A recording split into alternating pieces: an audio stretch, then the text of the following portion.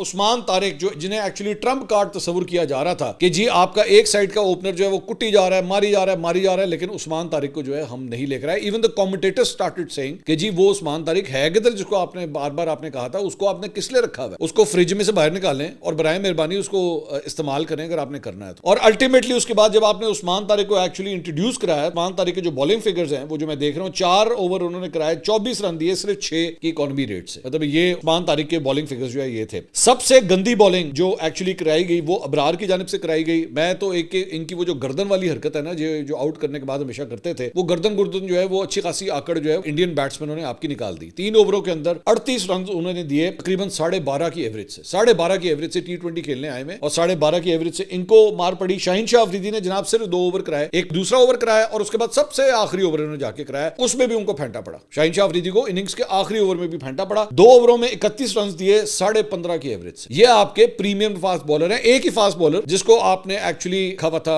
Team के अंदर के जनाब एक ही फास्ट बॉलर जो है हम इसके ऊपर रिलाय करेंगे, तो वो जनाब आपके शाहीन शाह अफरीदी साहब थे। वो जनाब ये इस तरह मार खा के गए। सलमान अली आगा ने खुद जो है वो सिर्फ 2 ओवर कराए, उन्होंने 10 रन दिए। अब मैं बार बार हैरान हूं ये सलमान अली आगा की कप्तानी किस किस्म की थी। एक तो उस्मान तारिक को जो है वो आप लेट लेकर आए, उसके बाद खुद आपका बॉल चल रहा है, आपने पहले ओवर में विकेट हासिल कर ली है, 2 ओवर करा के आपने 10 रन दिए, तो कराओ ना ओवर भाई, आप खुद कराओ ओवर। आप 5 की इकोनॉमी रेट से जब रन दे रहे हो और दायरे के अंदर अच्छी बॉलिंग कर रहे हो तो कराओ ना भाई। आपका बल हाथ जब चल रहा है तो क्यों नहीं करा रहे।